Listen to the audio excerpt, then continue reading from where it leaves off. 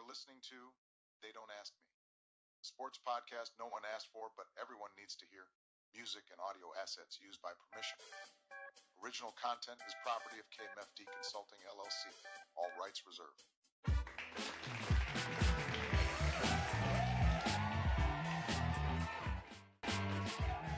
All right. Welcome to the show.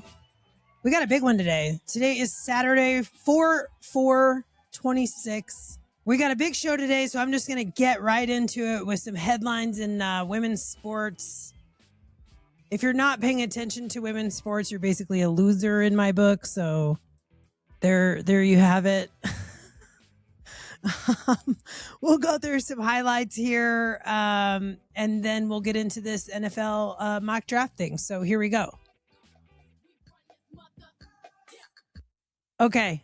So the WNBA is officially a 15-team league, which is so exciting.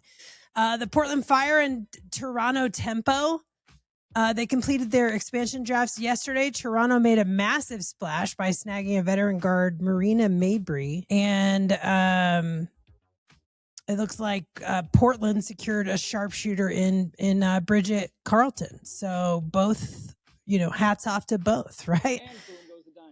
And are on the hard court this weekend. The ladies last night put on a show. Texas and UCLA, as well as UConn and South Carolina, major games. Really exciting to watch. Here we go. March Madness. It is down to it, right? Down to it. I'm so excited about this. Our bracket didn't suck either. We didn't wreck the bracket. I didn't have Texas getting in. I had it down to South Carolina and UCLA. But hey, way to go. I'm just so excited for women's basketball, what's to come. This got a little weird.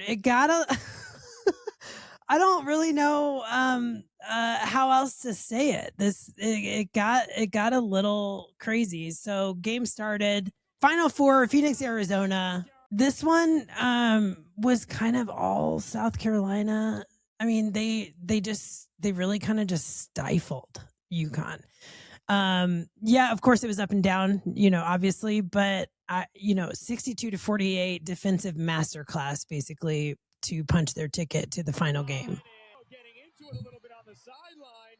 And then Gino comes out. He's like all leaning in, like trying to like get in Don Saley's face, and like fans are booing. Like it was like a whole thing. Here is a little bit of what Don Saley had to say right after the game. What went wrong on the sideline right now? I have no idea, but I'm gonna let you know this. I'm of integrity. So if I did something wrong to Gino, I had no idea what I did. I guess he thought I didn't shake his hand at the beginning of the game. I didn't know. I went down there pregame, shook everybody. Is it handshakes? I don't know what he came with after the game, but hey, sometimes things get heated. We move on. I love it. Like, right? I mean, she did get a little petty in there, talking about whose hand she shook or whatever, right? But like, I don't really know what else to call it. I mean, Gino basically got emotional. What are some other words? Hysterical, maybe a little unhinged even. I thought it was pretty lame and classless given the moment and the fact that, they were upside down and losing and had lost basically at that point. Here's what Gino had to say after the game in his press conference. What exactly happened in the end of the game in the last second with the handshake line with you and Dawn? I said what I had to say and nothing. Gino basically sounded like he got a call from his wife, like right before that press conference. He just, and you had an opportunity to kind of mop it up a little bit and didn't even touch it. I mean, I know he's pissed and everything, but I don't know. I thought that was kind of lame. South Carolina will go on to face the UCLA Bruins, who found out they just kind of stomped a little bit on Texas, I think, the whole game. That one was a big defensive game, so look out for that in this final.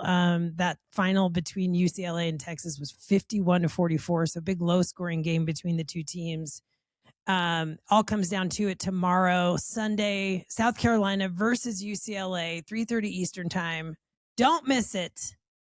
Tune in. Everybody's watching women's sports. Let's talk about the NWSL. The National Women's Soccer League is just crushing it right now. The attendance records are just getting smashed left and right. And most recently, though, the big one, Denver Summit FC shattered attendance records this past week.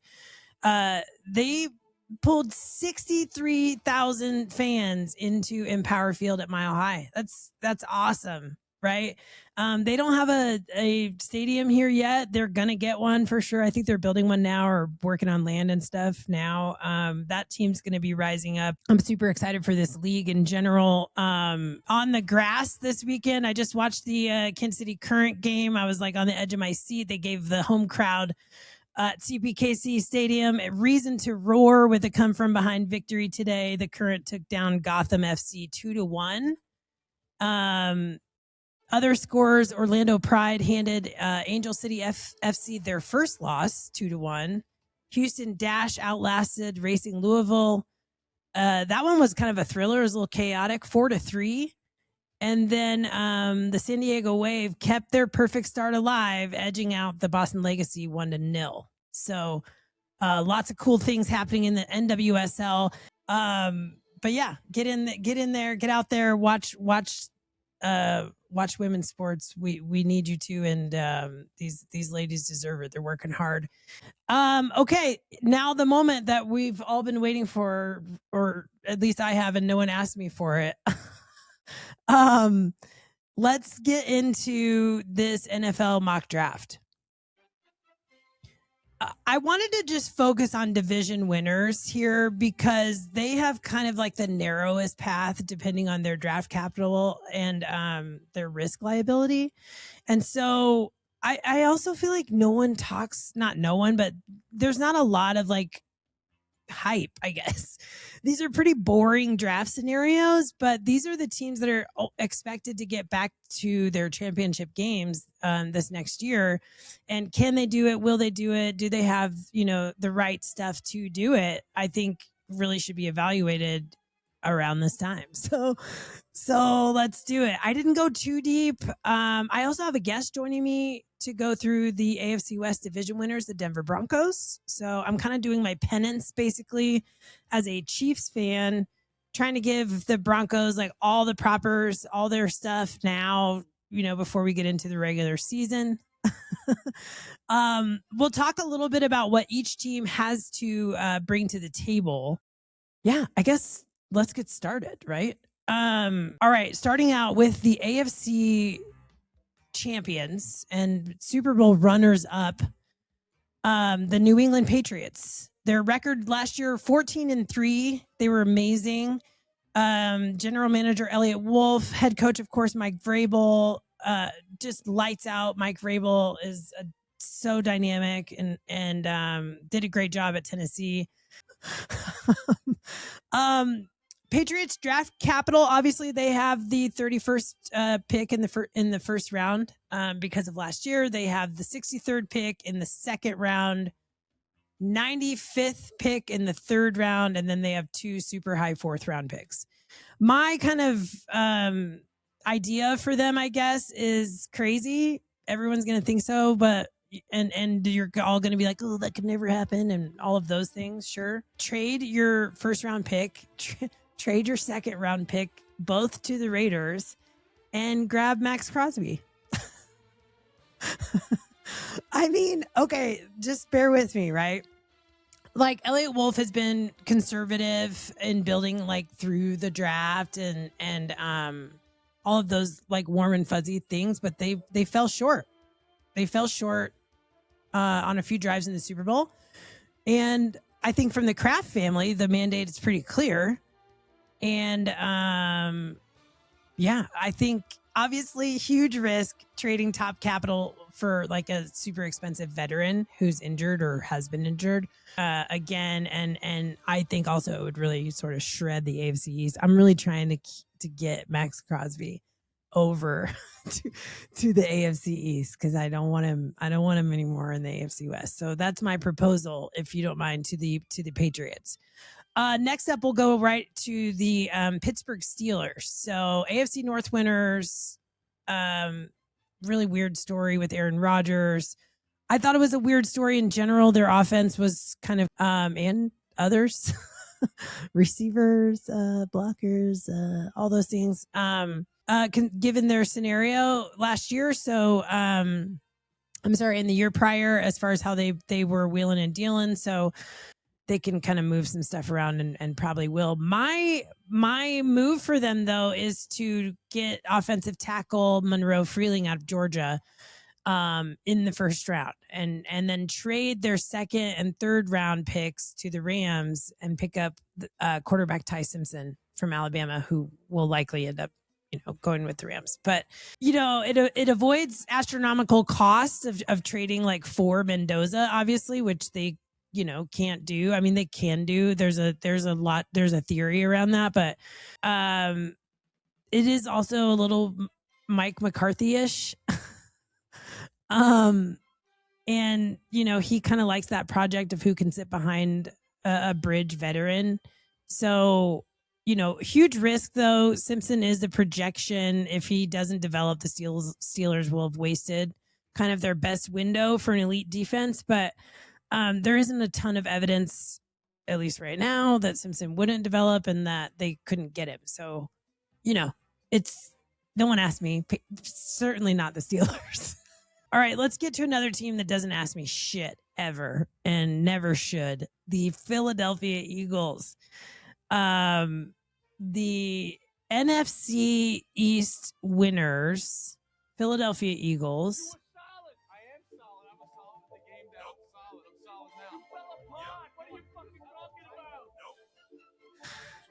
That sounds like every Eagles fan at every game.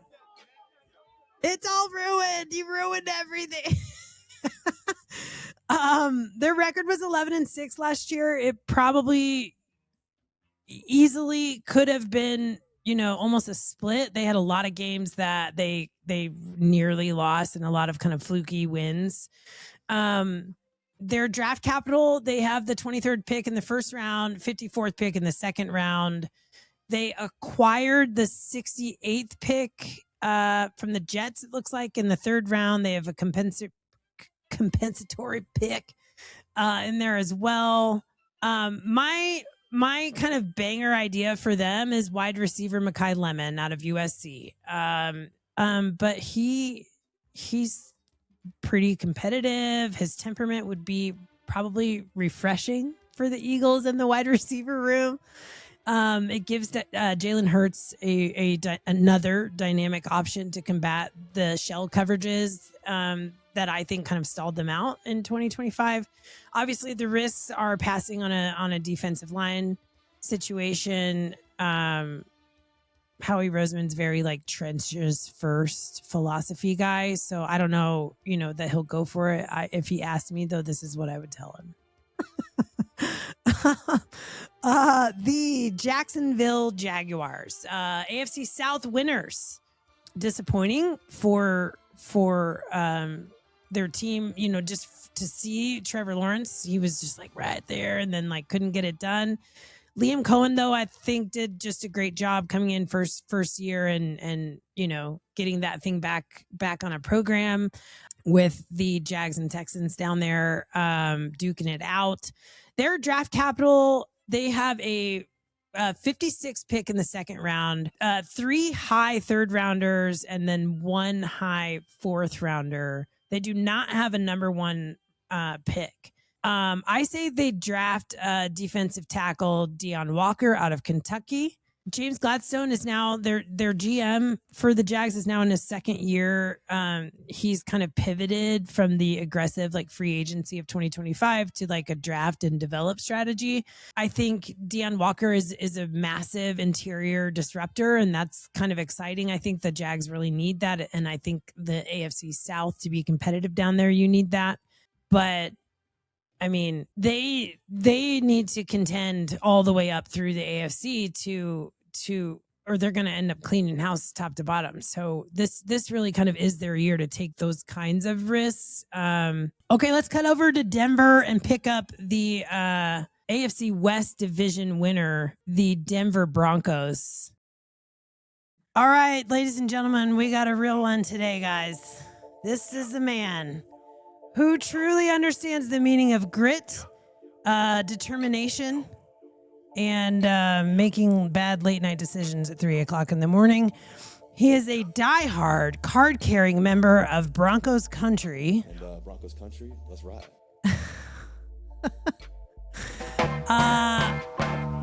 We're talking about a guy who once looked at a full quart of potato salad at 3 a.m. and thought, let's pair this with some pork rinds. You like that? You like that? He's the reigning, defending, undisputed champion of the Best Iron Chef Coat Award, for which he was given a $5 gas card. When he drives a new car off the lot, it actually increases in value. It's phenomenal. He has been known to pour straight rice vinegar on a cold slice of Spam and follow it with a shot of whiskey. He once brought a knife to a gunfight just to even the odds. Please welcome, ladies and gentlemen, the man, the myth, the shake to my bake. Shake and then wait. Shake it back. Mr. Tim Manus. Tim Manus, everybody. How are you, friend? I am really good now. Now we got the audio figured out. We've got the camera figured out. Like we should be pretty good here. I am a little curious. What is the proper ratio pork rind to potato salad? So if you could answer that question for me, that'd be huge. Yeah, that's a really good question. And I really think it comes down to the size of your mouth hole. Okay. How much you can put in there. Because If I had a nickel. They come in different configurations. So, you load that thing up with a little potato salad. It's a very individual thing. Yeah. All right, let's do it. So this is AFC West, the 2025 AFC West division winner. I hate to say it hurts my heart to say this out loud, actually. I actually have like a PTSD trigger saying it. The 14-3 Denver Broncos. I don't ever slow up. No, I don't take shit. I got no love for the fakeness. If you wanna play tough and wanna Exactly. hate this, I'll go Exactly. show up. Well deserved, I will say, and I've said it already in a couple episodes, but the 27 of the 14 wins were a little sketchy, a little crazy. That could have gone either way. Nevertheless, right, they got him all the way to the AFC Championship game. Sean Payton, real man of the hour. I got a vendetta against people who patented being negative when you should be getting after it. Yeah, I got facts over I'll do that facts one. over tracks, this and that, spitting slow, Yeah. spitting fast. I could roast, I could gas, think I'm okay at last, but I don't know if that can erase all the past and the pettiness. A reflection of the emptiness, hilarious. You think you're worth my time, you're delirious, mysterious, because you hide behind a fake exterior, inferior. You know I'll always be a bit superior. Get off of me, this ain't no humble brag. I want you to hear words, you can say them back. I want you to feel free from the chains that last, and to believe in what you got. It was built to last. Yeah. Man of, wait. Now that I've been put through hell, I never got anyone. All of Sean Payton's teeth are wisdom teeth. We can say that. We know that. I don't ever slow up. No, I don't take shit. I got no love somebody out there that says and that. wanna hate this, I'll always show up and make a statement. All right, let's get into it. So here's my deal with this whole, this whole kind of episode really around these division winners. The division winners, as everyone knows, they end up with like really shitty draft capital, and they're trying to get back to the penthouse on a trailer park budget. And can they do it? And did they do it right 2 years prior? And did they wheel and deal the right way back then, so that they have something in their pocket this time? And kind of all those things. So they gave up their number 1 round pick for Jalen Waddle, which good for them. They should have. They have a second round pick. They have 2 fourth round picks, a 5th round pick, and then 3 7th round picks. So not terrible. They have real high picks in those rounds, so they do have to kind of scrap to make it work. He's not exactly a scrapper when it comes to people. He kind of likes to show out. What do you think the strategy is? I've got no love for the fakeness. If you wanna play tough and wanna hate this, I'll always show up and make a statement. I agree with you to a degree, sir. Okay. I agree with you to a degree, and I kind of mentioned this to you before, but Sean Payton is not really the type of coach who can afford to lean back like that, making little quarterback babies everywhere. So, yeah, I don't see it, and I don't think I'll add, just a little. I hate to use the C word, culture, but I'll throw that in there too. The players don't buy it either. And when he doesn't get it right now, that's what you see, those blow-ups on the sideline. Yeah. And there's some people out there I'd like to see, and I don't know if anyone's brought this up, but that the Oregon offensive tackle, just for his name alone, Isaiah World. Oh. I mean, World and Waddle. Eric Armstead's one of those that's out there with his name being thrown around. Hey, Brett Rippion's still out there. Remember that guy? Free agent. What a shocker. I am excited about some of the other changes that have happened internally. Mm-hmm. That's been a long time for the Broncos to be in that spot for sure. Everybody wanted to hear. Everybody wanted to know the next move.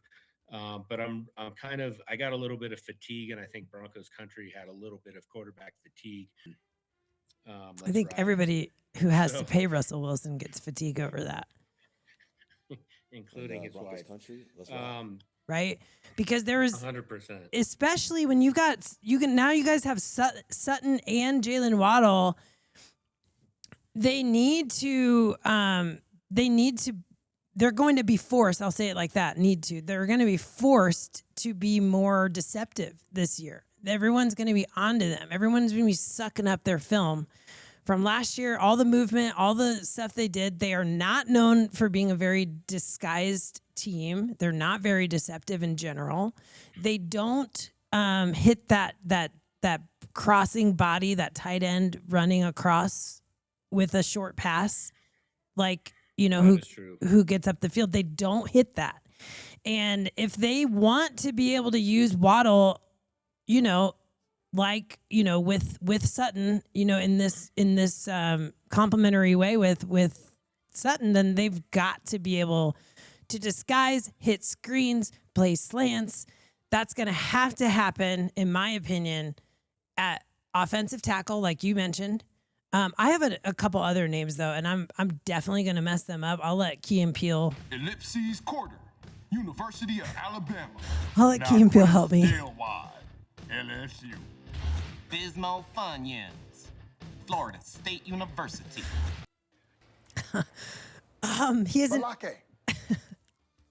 He's an edge rusher from Ole Miss. They need a young, show out little, asshole tight end, who wants to be developed, but who can also ball. That guy is a big body in that position. He can block, he can do those things, and then he can turn right around and catch the ball. And the key to that, though, the key to this made up strategy that no one asked me about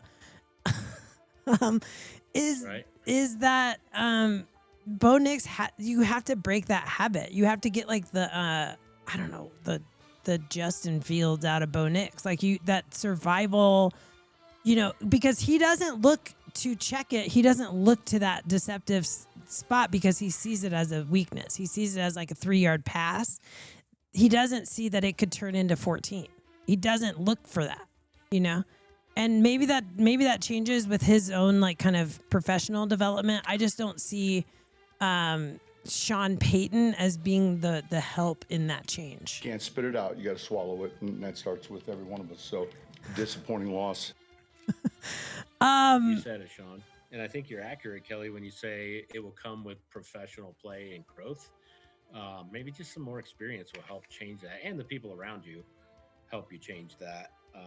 Because you can't. You hit it on the head earlier. You can't keep playing like we played this last year. No, the jig's up.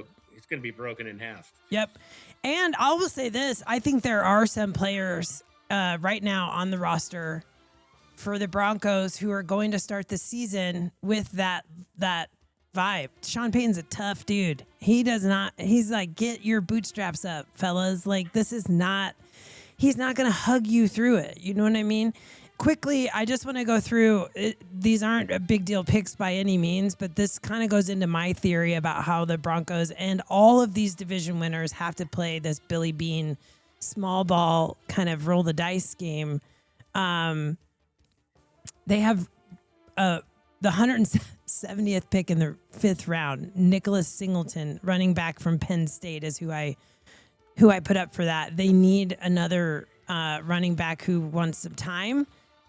Who can come in and fill in and still do damage, and he's not like an obvious, shift, for the offensive line where they don't have to change like their offensive physics to accommodate another running back. And this one seems like a good fit. And then I think with those 7th rounders, those are like long snappers and camp bodies basically. Yep. Right. Which are important. You got to have a few of those around. Yeah, for sure. AFC West, in my opinion, is going to be the league to beat. It's weird to me that Vegas has the Broncos behind the Chiefs and the Chargers as far as the power rankings go. I think that's a little short-sighted. And it's going to be like a slugfest, the AFC West, especially with old Kirko Chains over in Las Vegas. Don't forget. You like that? Yeah. Don't forget. Yeah. Don't forget. Don't forget about old boy. He can sling it. Don't forget about his alter ego, Kirko Chains, either. Absolutely. That boy's a gangster. He's a gangster. Honestly, some of us in Bronco country get a little bit comfortable with forgetting about the Raiders. Yeah. I never do that because they've always got a few nuggets in there. Yeah. Well, look, the Raiders, they got to win. They want to win. They can also sit on their thumbs and get another pick out of it. And then they got Fernando coming up in year 2. However, that is not their spirit. I'll say that. And that is not Kirk Cousins' spirit. That boy, he wants to get out there and he's mad. I'm back, baby! He's like, they took my legs away and I still kept fighting. And they tried to bring me down. He's out there. Don't blame him one bit. Not at all. Not at all. Tim Maness, thank you, sir, for joining the podcast and giving us your insight. And again, being the shake to my bake. Shake and then bake. Shake and bake. Love that. Nobody asked me, but that's our bit on the Denver Broncos mock draft. Tim, do you have anything else to add? Enjoy the early summer. Enjoy training camps coming up, and watch the draft. We out. Stop Bears. Stop Bears. Okay, let's do Chicago Bears, the NFC North winners. Another shocker for me. Not really. They were great all season, but they I was surprised that they didn't get it done. I thought that they were going to get it done and get into the Super Bowl at the end of the year. I was kind of rooting for him. So Ben Johnson crushed it. Great job coming out of Detroit. He really just turned this whole program around. You could see he really built a bond with Caleb Williams and other players, and just own the locker room like from the jump. Expect to see more of that this year. And that division is going to be also very competitive and very interesting to watch this year. So 57th and 60th pick in the second round, kind of a high third rounder and a super high fourth rounder, tight end Kenyon Sadiq out of Oregon. Look, Ryan Poles has focused on getting faster and more explosive. That's kind of been his like mantra, I think, and how he's been, working. Sadiq really fits the Ben Johnson offense perfectly. He's a mismatch weapon alongside Kalen Williams and Rome Odunze. Yes, it's risky. I say that with every single one of these. I'm like, yeah, it's a little risky, but you would kind of be ignoring the defensive line, using your kind of pick 25 for that. It is definitely a gamble that, to say that the offense can carry a unit that struggled in the 2025 season. But this is also a little bit of a nod and a look to the future too for them. And I think that's really important to think about when you are the Chicago Bears. They don't want to go every 37 years to a playoff game, like they want to be this presence in the NFC North every year. And that, it's moves like these kind of that I think help facilitate that. So Carolina Panthers, the NFC South division winners. I was so happy to see this last year. I thought Dave Canales did such a great job with this team. Everybody was beating them up. Everybody was kind of down on Bryce Young at the beginning of the year. Draft capital for them, not terrible. They actually have a 19th pick in the first round, 51st pick in the second round, 83rd in the third, and then 117th in the fourth round. So I say shoot your shot. I say go get Jeremiah Love from Notre Dame. Jeremiah Love is a home run hitter. He provides really elite playmaking. You're using a top 20 pick on a running back. They also have like a left tackle situation in Carolina too, so they've got to kind of figure that one out, and maybe they can wheel and deal and kind of work their way out of that brown paper bag. But this would be a really big get. I think everybody's going to be trying to squeak around and get Jeremiah Love. The NFC West winners and Super Bowl champions with a record of 14-3, the Seattle Seahawks. I mean, these guys, this was just like to really be able to see the full potential of Sam Darnold. I just really thought they crushed. I mean, obviously, I thought they crushed it. Their draft capital, obviously, they have the 32nd pick in the first round, 64th pick in the second round, super high in the third, and then also in the fourth round. I say draft linebacker Sonny Styles out of Ohio State. John Schneider, fresh off of a contract extension. He's good through 2031. He stays on his hot streak. This guy, Sonny Styles, is kind of like a positionless star. He's really versatile. He can kind of play where they need to put him, and then he can, work into that spot. I think the risk is just drafting for luxury over immediate interior line depth, but this roster has very, very few holes. So yeah, like watch out for the Seattle Seahawks. Like they're going to be up there for a while, I think. And regardless of who's in that quarterback slot, I think they're going to, be able to develop their as well over the next few years and kind of not miss a beat. So they're a little scary. All right, guys, that's it. That's my take that no one asked me for on how some of these teams get back to their division championships, back to the penthouse on a trailer park budget. It is going to be a super exciting NFL season. I'm pumped for it. Lots of pivotal players looking to make their mark In the meantime, enjoy the summer. Watch women's sports. Stay classy out there. Like, comment, follow, share, all the things. We are They Don't Ask Me podcast pretty much everywhere. We'll catch you next time.